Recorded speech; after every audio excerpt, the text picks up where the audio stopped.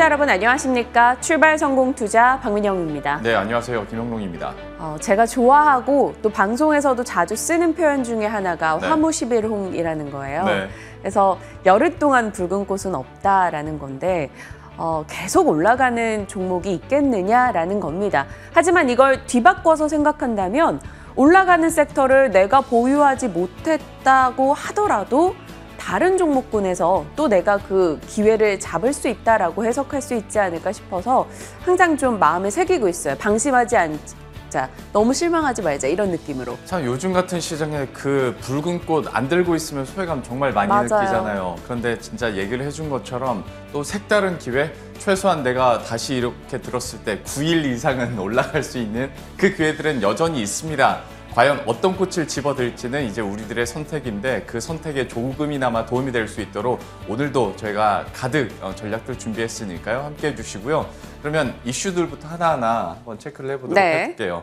저희가 얼마 전에 그 자동차와 관련해서 한번 브리핑을 해드렸었죠. 지금 뭐 악재도 있지만 호재도 있고 주가가 그런데 그 호재 만발한 거에 비해서 참 못 간다라는 얘기를 현대차 하면서 설명을 드렸었는데 그때 당시에 뭐 얘기를 해드렸었던 포인트 자체가 반도체 공급 부족 현상이 잘못하면 2023년 돼야 뭐 완화될 수 있다라는 한 경제연구소의 이야기가 나왔었더라. 그런데 그래도 현대차와 또 기아 같은 경우에는 어떤 신차 라인업 그리고 전기차 라인업이 좀 계속 나오다 보니까 여기로는 판매가 좀 잘 되고 있고 유럽 시장에서 선방을 해주고 있다더라라고 얘기를 해드렸었고 그리고 플러스 알파로 장기적으로 봤을 때 도심 항공교통 관련해서도 모멘텀이 있다. 그런데 주가가 좀 못 가더라라는 얘기들을 했었는데 이 포인트들과 관련해서 좀 새로운 뉴스들이 있기에 한번 추가를 해볼까 합니다. 일단 어제 현대차와 기아의 새로운 전기차 컨셉트카가 발표가 됐습니다. 하다 보니까 계속해서 전기차 라인업들은 구축이 돼가고 있는 거고 A부터 E 세그먼트까지 이제 그러니까 저가형부터 고가형까지 다 완성이 돼가고 있는 상황이거든요. 제네시스도 EV60부터 또 AT 전기차까지 발표를 한 상황이고 내놓은 상황이기 때문에 전반적인 전기차에 대한 모멘텀은 살아있고 앞으로 어떤 컨셉으로 그 미래 지향을 할 것인가에 대해서도 어제 나온 컨셉트카를 보시면 일단 현대차와 기아 어찌 보면 좀 비슷하다고는 볼 수 있겠습니다만은 현대차의 세븐 컨셉트카 그리고 기아의 EV9 컨셉트카를 굉장히 귀엽게 생겼습니다.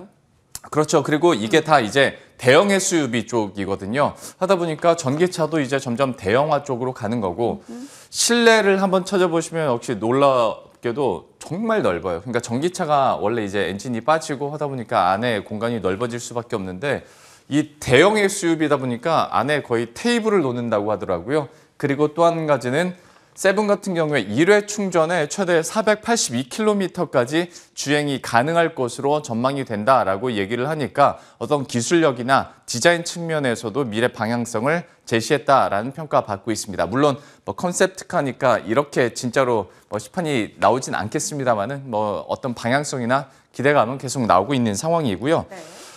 이렇게 전기차 뭐 라인업 계속 늘어나고 하다 보니까 결국 이제 풀어야 될 숙제는 생산량이 회복되고 높아져야 된다라는 거죠. 아무래도 코로나19 시기를 지나가고 공급 물량이 계속 좀 떨어지다 보니까 분기별로 한 116만 대 그리고 조금 4분기에 회복을 해서 118만 대 정도 이제 분기별로 글로벌리하게 봤을 때 생산량이 나올 것으로 예상이 되고 있는데 여기가 좀 늘어나야 되거든요. 그러니까 코로나 이전 수준이랑 봤을 때 별로 차이가 없네라고 생각하실 수도 있겠지만 이 사이에 추가된 신차 라인업들이 꽤 많아요. 그런데도 생산량이 줄어든다라는 건 좀 의미하는 바가 있기 때문에 여기가 회복이 돼야 현대차와 기아의 주가도 그때 살아날 수 있을 것이다 라고 생각을 하실 수가 있을 것 같고 사실 이건 전초전이었습니다. 가장 우리들한테 중요한 건 어제 오후에 이 소식이 있었죠. 자사주 취득 결정이 나왔습니다. 모멘텀들이 이렇게 많은데 주가가 못 가는 이유도 있었을 테고 테슬라의 일론 머스크가 지분을 매각하는 상황에서 좀 반대 방향으로 한번 걸어보자라는 의미도 충분히 세울 수 있을 것 같습니다. 현대차가 5,045억 원 규모의 자사주 취득을 결정했습니다. 장내 매수 방식으로 한다고 하고요. 이게 2005년 6천억 원대 자사주 취득 이후에 최대 규모라고 할 수가 있습니다. 취득 기간이 오늘부터 시작이 되고요. 내년 2월 18일까지로 정해져 있는데요. 시간의 거래에서 이 소식이 나오자 현대차가 3.17% 올랐습니다. 무슨 3.17%가 그렇게 큰 거야? 라고 생각하실 수도 있겠지만 시간의 거래에서 현대차가 원래 이렇게 움직이는 종목이 아니거든요. 네. 해봤자 뭐 0.17% 뭐 그렇게 오르는 종목인데 3% 이상 올랐고 이 정도 수준이 얼마만인가라고 해봤더니 올해 1월 19일에 한번 급등한 이후로 처음이에요. 그러니까 그 이후로는 다 그냥 보합권이었는데 확실히 시장에서 자사주 취득 결정과 관련해 반응을 했다라는 거고 오늘 시초가 형성과 함께 또 정규장에서 어떻게 반응하는지 한번 보셔야 될 것 같습니다. 그리고 이 자동차 완성차 업체들 같은 경우는 언제나 너무 많이 빠져 있어라는 그 공감대 형성이 가능한 종목군들이기 때문에 네. 이 이슈가 또 하나의 촉매제가 될 수도 있을 겁니다. 그렇기 때문에 오늘 장중에 어떤 반응을 보이는지 잘 점검하시길 바라겠고요. 저는 좀 더 가벼운 종목군으로 가보도록 할게요. 네. 콘텐츠 제작사들의 주가 흐름 살짝 보시면요. 놀랍습니다. 10월 1일부터 어제까지의 상승률 놓고 봤을 때 스튜디오 드래곤도 같더라고요. 그렇게 우리를 답답하게 했던 이 종목도 10% 정도 올랐고 제이콘텐틀이 32%, 초록뱀 미디어는 37% 정도 상승했고요. FNC엔터 65%, 뉴도 58%의 상승률을 기록했습니다. 어제장에서도 비교적 좋은 흐름 나타났고요. A스토리 같은 경우는 급등했다가 그 급등분을 반납하는 흐름이 났기 때문에 10월 1일부터 상승률을 체크했을 때는 한 16% 정도 밀린 게 됩니다만 중간에 분명 급등했던 이 몇 날 며칠간의 시간은 있었습니다. 콘텐츠 제작사들 뭐 사실 오징어 게임, DP 이런 우리가 좀 붐이 됐었던 작품들이 이슈가 되면서 조금 더 주목받는 흐름도 있었었는데요. 일단은 앞으로 남아있는 모멘텀, 뭐 기대 요소들을 조금 몇 가지 점검을 해보자면 전체적으로는 당연히 디즈니 플러스가 될 겁니다. 넘겨보실까요? 11월 12일부터 디즈니 플러스 일단 많은 이들이 지금 다운로드해서 사용을 하고 계실 겁니다. 모든 제작사에게는 이게 플러스 요인이다라고 증권가에서는 입을 모아 얘기하고 있죠. 오징어 게임 이후 한국의 콘텐츠에 대한 OTT 업체들의 투자가 늘어나고 디즈니 플러스 역시나 일단 우리는 한국 콘텐츠에 대한 좀 공격적인 투자를 할 것이다라고 예고한 바도 있습니다. 그럼 OTT 경쟁이 치열해질 거고 당연히 외주 제작사 보장 마진율은 올라갈 수밖에 없죠. 그런 맥락 속에서 이 중소형 콘텐츠 제작사들 긍정적이다라는 얘기가 있었으나 저는 이제 좀 대형주도 봐야 되는 시기가 아닐까라는 네. 생각도 들어서 대형주에 대한 증권가 의견 대표 두 종목 골라왔습니다. 일단 제이콘텐트리 뭐 많이 오르긴 했습니다만 제이콘텐트리는 목표 주가 81,000원 대신해서 제시를 했습니다. 어제자 의견이고요. DP에 이어서 이제 지옥, 유아인 주연의 지옥이 오픈이 된다. 결국 자회사 클라이맥스 스튜디오가 만든 이 두 작품이 인정받게 되면 자회사 실적 개선 분명히 득이 된다라는 거죠. 그리고 내년에는 1월부터 해서 6편 이상의 오리지널 작품을 넷플릭스에게 공개를 하고요. 디즈니 플러스와도 계속해서 협업을 해 나가고 있습니다. 지금 디즈니 플러스에 공개되어 있는 한국 드라마 14편이 모두 다 제이콘텐트리 거라는 거. 이것도 좀 놀랍더라고요. 그리고 지금 엄청난 기대를 모으고 있는 설강화. 이 작품 역시나 JTBC와 디즈니 플러스에 동시 방영한다라고 하죠. 제이콘텐트리는 뭐 이러한 여러 가지 작품의 인정에 힘입어서 주가 역시나 큰 굴욕 없이 올해 올라온 흐름이 있었는데요. 윗단 레벨 좀 더 남아있다라는 게 대신증권의 의견입니다. 자, 반면에 스튜디오 드래곤 하면 저희 올해 계속 답답하다 이런 얘기 많이 했었잖아요. 올해 초에 반짝하고 나서 좀 힘이 많이 붙였었죠. 네. 네. 이 스튜디오 드래곤도 요즘에 좀 올라오는 흐름이 나오고 있더라고요. 근데 이건 스튜디오 드래곤에 대해서는 내년도 어나더 레벨로 갈 종목이다라는 증권가 의견도 나오고 있습니다. 메리츠에서 낸 의견인데 상당히 좀 타당성이 있게 느껴져서 지금 목표가 15만 원 냈거든요. 지금 현재 라인보다 한 60% 윗단으로 열어놓고 있다라는 겁니다. 네. 미국의 현지 드라마가 공개되기 시작한다, 내년부터. 그런데 이건 시즌 1부터 수익 구조가 나게끔 세팅이 되어 있다. 한국과는 조금 다르다라고 얘기를 하고 있고요. 넷플릭스 재계약 시즌이라고 합니다. 그렇게 되면 판권 비율이 올라가게 될 것이고, 지금 오징어 게임으로 인해서 한국 드라마 시청이 증가하고 있는 상황에서 넷플릭스에 방영되고 있는 한국 드라마들의 판권 비율이 올라간다면 기존에 만들어놨던 구작의 가치가 상승하게 된다. 결국 P와 Q가 같이 올라가는 시스템이 될 거다라고 얘기를 합니다. 그렇다면 눌려 있었던 스튜디오 드래곤이 충분히 더 올라갈 여지가 있다라는 건데, 중소형 제작사 차차 이렇게 다 올랐으니까 대형사들도 조금 더 강하게 갈 수 있지 않을까. 그런 바람을 담아서 조금 내용을 준비해봤습니다. 네, 참 사람 마음이란 게 한 60% 정도 업사이드 열어놨다고 얘기를 했잖아요.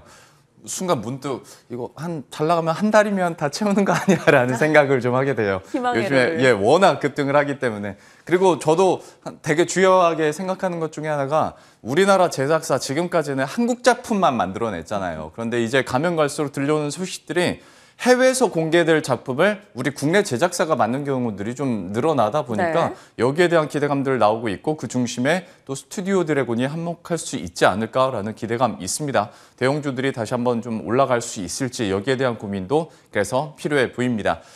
두 가지 종목 살펴봤고 마지막 세 번째 이슈로 넘어가 보도록 할 텐데, 일단 사과하세요.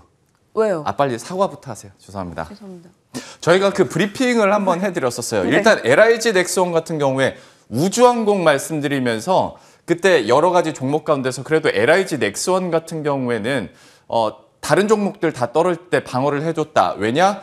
국내 모멘텀, 정책 모멘텀이 있고 한국산의 국방 어떤 비중을 늘려가고 있기 때문에 방어를 해주고 있다라고 말씀을 드렸고, 다날 같은 경우에는 어제 메타버스와 NFT 관련해서 쫙 얘기를 해드리다가 그나마 좀 실체가 있고 고개가 끄덕여지는 곳이 다날이었다라고 말씀을 드렸는데, 사과드린 이유가 더 강력하게 말씀을 드렸어야 되는데.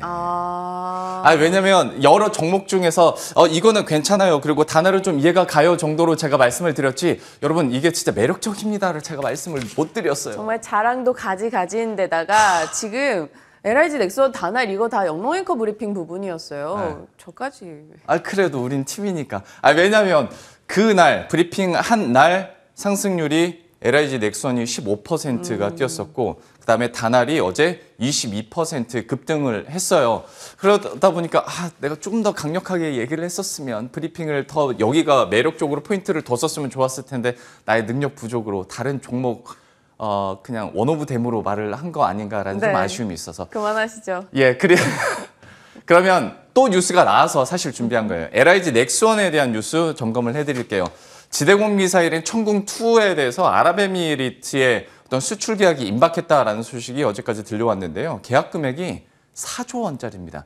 물론 LIG 넥스원만 한 게 아니라 한화 시스템도 함께 이렇게 계약을 한 건데, 국내 방산 역사상 최대 규모라고 하고, 역시 이 소식 때문에 어제장에서 급등 흐름이 나타났어요. 그리고 다날도 역시 뉴스.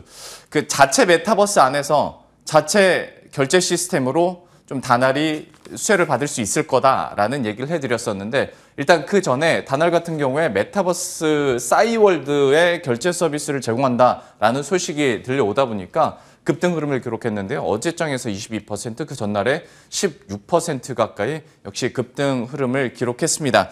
다만 이제 여기서만 끝나면 너무 뒷북일 수도 있고, 또 매수자 입장에서는 이만큼 또 하루 이틀 사이에 오른 게 좀 부담일 테니까 쿠션으로 차트 하나 보여드릴게요. 네. 일단 LIG 넥스원 같은 경우에는, 그러니까 이게 좀 좁히다 보니까 잘 안 보이실 텐데 여기에 꼬리가 이만큼 달려 있는 거거든요. 그러니까 어제 윗꼬리가 엄청 높게 달리면서 좀 어느 정도 반영된 느낌, 그리고 장중에 변동성이 커진 느낌 없잖아 있고요. 다늘 같은 경우에도 최근에 단기 급등 흐름이 나타났기 때문에 여기에 대해서는, 변동성에 대해서는 좀 조심을 하셔야 될 것 같습니다. 시간의 거래에서 LIG 넥스원은 좀 떨어졌고, 다날은 한 1% 정도 강세를 기록하는 모습이었는데 탄력성 자체는 좀 떨어질 수 있으니 이 부분은 여러분들도 좀 참고하시길 바라겠습니다. 네. 일단 이렇게 저희가 나눴던 종목들에 대해서 좀 리뷰를 해보는 시간도 의미가 있어 보입니다. 여기에다가 앞서 콘텐츠 제작사들 그리고 현대차 이에 대한 전략들 함께 지금부터 나눠보시죠. 유창희 대표님 도착하셨네요. 지금 출발합니다.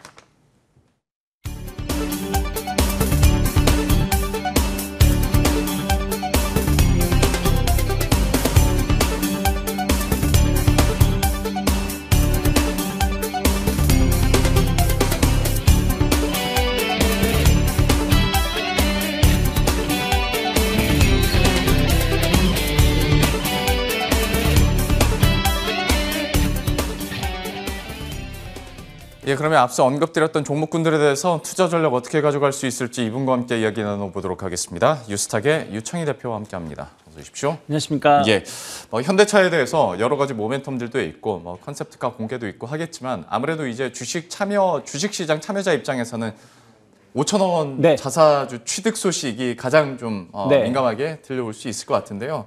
역시 시간의 거래에서 반응을 좀 해줬고 현대차 드디어 좀 갑니까? 어떻게 보세요? 뭐 자동차주 계속 좋게 보고 있었기 때문에 근데 그 와중에 이제 최근에 시장이 좀 안 좋아서 못 가는 상황이었다 생각하고 있고요. 2년여 만인 거죠. 5천억 정도의 자사주 매입 발표를 좀 했습니다. 올해 그 주요 기업들의 특징이 실적이 정말 좋게 나오는데 네.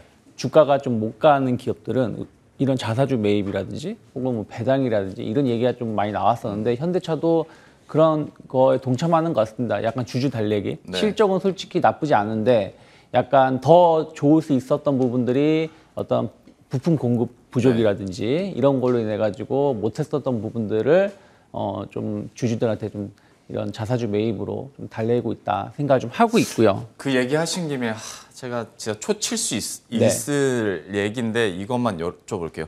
그러니까 그 공통적으로 실적은 잘 나오는데 주가가 못 간 종목들이 어떤 친화 정책을 내놨다라고 얘기를 해주셨잖아요. 네. 또 하나의 공통점이 친화 정책을 내놨는데도 주가가 좀 지지부진한 종목들이 많았어요. 뭐 그렇기도 하죠. 네. 근데 뭐 어쨌든 약간 중소형 기업들은 좀 좋은 결과를 보여줬고 또 대형주들은 뭐 지지부진한 모습을 보여줬는데 어쨌든 이러한 자사주 매입이라는 거는 단기적인 이슈라기보다는 약간 중장기적인 그쵸.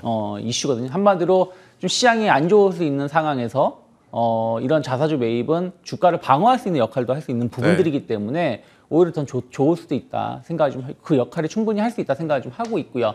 그리고 뭐 올해 뭐 ESG 뭐 열풍 이런 얘기 많이 하는데 어쨌든 자사주 매입 그리고 그러면 이건 확실한 건 저희 내피셜이니까 뭐 연말 배당을 좀 더 높여줄 수도 있지 네. 않나 생각을 좀 하고 있습니다. 그럼 그런 부분들은 또 투자 심리를 조금 더 개선시킬 수 있는 요소가 된다. 그리고 아직까지는 뭐 해결 과정이지만 뭐 부품 부족 사태도 어느 정도 해결될 수 있다는 기대감들, 뭐 신차 판매라든지 특히 이제 전기차 시장의 성장 모멘텀 이런 것들은 충분히 저는 현대차, 기아차 충분히 뭐 주가 우상향 갈 수 있다 생각을 좀 하고 있습니다. 그래서 저는 여전히 현대차 뭐 매력적으로 볼 수 있는 가격대다. 어찌되었든 좀 글로벌 뭐 리비안이나 뭐 테슬라 이런 걸 제외하더라도 뭐 포드라든지 GM이라든지 주가 수준이 여전히 우상향 기조를 좀 이어가려고 하고 있기 때문에 그런 측면에서 보신다라면 저는 뭐 현대차 목표가 22만 원 여전히 뭐 아주 높은 목표가는 아니지만 뭐 저는 유지하면서 좀 시간과의 싸움 이어갈 수 있다 생각하고 있습니다. 현대차에 대해서는 여전히 어떤 뉴스들도 있고 매력적이다. 목표 주가 22만 원 얘기를 해주셨고 매수가는 딱히 말 안 해도 그 자리에서 계속 우리를 네. 기다려주고 있기 네. 때문에 예, 너무나 잘 아실 것 같습니다. 현대차에 대한 반등 그리고 추세적인 상승 한번 기대해 보도록 하겠습니다. 현대차 마무리 짓고 이번에는 어떤 컨텐츠 관련해서 사실 메타버스 그리고 컨텐츠 뭐 이쪽이야 계속 가는 말이 가니까 네. 안 다룰 수가 없고 근데 이제 굳이 나누자면 약간 중소형 쪽으로 갈 것이냐 네. 혹은 대형 쪽으로 갈 것이냐인데 어떤 컨텐츠 제작사 뭐 이쪽 관련해서는 전략 어떻게 보세요? 네, 뭐 오징어 게임 열풍이 지금까지 계속 나오고 있는 것 같습니다. 어찌됐든 뭐 그전에도 여러 좋은 작품들이 많이 있었지만 뭐 전 세계를 이렇게 장기간 오랫동안 흔든 작품은 오징어 게임이 이제 그 시작점이다 보니까 관련된 기업들이 그 이후에 좀 재평가를 받고 있다라고 생각을 좀 하고 있고요. 어찌되었든 뭐 오징어 게임이 만약에 미국에서 제작되었다라면 그 제작비 10배 이상 들었을 것이라는 얘기가 나오는 것처럼 우리나라의 제작 그 작품 퀄리티 대비해서의 어떤 그 제작 그 여건은 그 뭐 외국에서 봤을 때는 상당히 매력적이다라고 증명이 되고 있기 때문에 향후 이러한 부분들은 계속해서 관심이 더 높아질 수밖에 없지 않을까 생각을 좀 하고 있고요. 뭐 주요 작품 성공에 따른 신작에 대한 어떤 기대감들이 계속 나오고 있는데 저는 만약에 종목을 꼽는다라면 여전히 좀 대형 제작사를 중심으로 봐야 된다. 왜냐하면 중소형 제작사들은 작품 하나를 만들어서 성공했을 때의 그 반대의 극분은 상당히 크겠지만 또 그게 실패하거나 네. 그냥 어중간한 결과를 보이게 되면은 또 그 다음 작품을 만드는데 시간이 또 상당히 맞아요. 좀 필요한 기간이 좀 오래 걸리는 게 좀 있기 때문에 그래서 저는 만약 종목을 선택한다면 이미 앞에서 다 말씀하셨는데 제 콘텐츠를 좀 관심 있게 봐야 되지 않을까 생각을 좀 하고 있습니다. 뭐 뉴도 나쁘지 않지만 어쨌든 제 콘텐츠는 지금 이제 지옥이 이제 오늘 이제 개봉하지 않습니까? 네. 그리고 뭐 지옥 개봉하고 나서 뭐 내년에 이제 지금 우리 학교는 그리고 안나라 수마나라 종이의 집 등이 계속해서 준비 중에 있어요. 그래서 이러한 기대감들이 나쁘지 않다 뭐 생각을 좀 하고 있고요.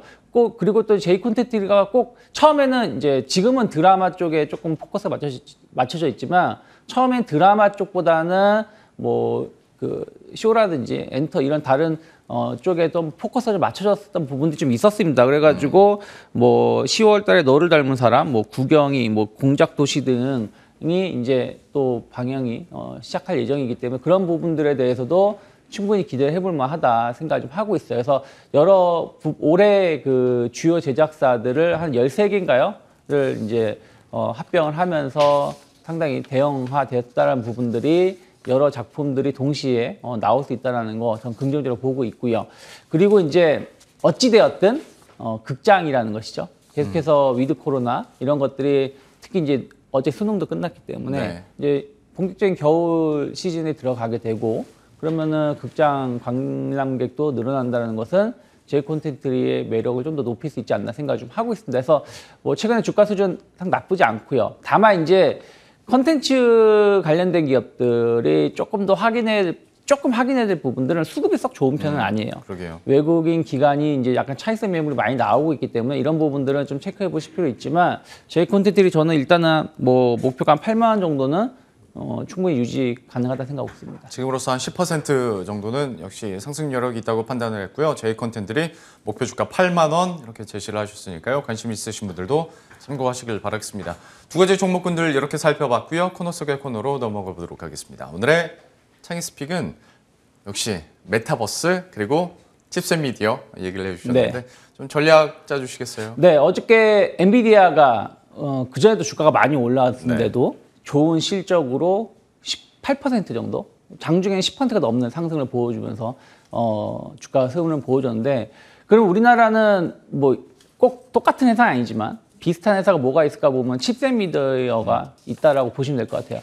최근에 이제 메타버스 NFT 이제 하다 이제 하드웨어 쪽으로 옮겨지고 있는 거 아니겠습니까? 네. 이제는 소프트웨어라든지 플랫폼 이런 쪽에서 이제 어쨌든 그런 것을 구현하려면 새로운 기기 그렇죠. 이런 쪽에 대해서 관심도가 높아질 수밖에 없다 보니까 뭐 LG 디스플레이라든지 뭐 LG 이노텍 그리고 이제 애플이 내년에 이제 이런 관련된 XR 기기 된다고 하니까 제품들을 출시하겠다라고 하니까 동반해서 관련된 기업들이 많이 상승을 좀 했습니다. 그래서 하드웨어 쪽으로 좀 포커스가 맞춰지는 가운데 저는 어쨌든 그래픽 카드라든지 이런 쪽에 대해서 포커스가 좀 더 맞춰질 수 있다. 그러면 뭐 칩셋 미디어 같은 경우는 상당히 그 기존에 이런 그 그래픽 관련돼서의 칩을 제작을 하고 있고 이미 이제 제작한 것들은 그 로열티를 계속 받습니다. 네. 왜냐하면 이건 이제 주문 제작 형식으로 제품을 만들기 때문에 그 제품 생산을 하지 않는 한 계속해서 로열티는 발생할 수밖에 없는 것이고 이러한 것들이 계속 확대되고 있다는 부분들은 좀 긍정적으로 생각하고 있고요. 그리고 이제 칩셋 미디어 주가의 발목을 좀 잡았었던 것이 모바일향 매출 비중이 상당히 줄었거든요. 연초에는 1%대까지로 줄어들었는데 이번 3분기 실적 발표하는 거 보면은 16%대까지도 늘어났다는 것이죠. 그러면 이쪽이 계속해서 늘어날 수 있다는 기대감들은 향후 더 좋은 실적을 좀 기대해 볼 수 있지 않을까 생각을 좀 하고 있고요. 그리고 그 자율주행이라든지 뭐 클라우드 서비스, 뭐 메타버스 등 다양한 곳에서의 어떤 활용 가능성, 그런 거에 대한 적용 가능성이 계속 높아지고 있고 그런 거에 대한 성장 모멘텀이 이제 시작이 아닐까 생각을 좀 하고 있습니다. 그래서 최근에 많이 오르긴 많이 올랐습니다. 뭐 주가 흐름을 보시면 한 뭐 13,000원, 뭐 14,000원 하던 주가가 한 최근 1, 2주 사이에 한 18,000원대까지도 올라왔는데 저는 최근에 한번 시세가 분출되는 기업들은 고점을 함부로 논할 필요는 없다 생각을 좀 하고 있어요. 네. 그래서 일단 저는 22,000원대까지 목표가는 열어놓으실 필요가 있지 않을까 생각하고 있습니다. 칩셋 미디어에 대해서는 꽤 높게 보십니다. 목표 주가 22,000원 또 얘기를 해주셨고 칩셋 미디어, 메타버스 이런 모멘텀까지 받아서 더 추세적으로 계속 강한 상승 흐름을 이어갈 수 있을지 한번 기대해 보도록 하죠. 오늘 뉴스탁의 유창희 대표와 함께했습니다. 오늘 말씀 고맙습니다. 고맙습니다.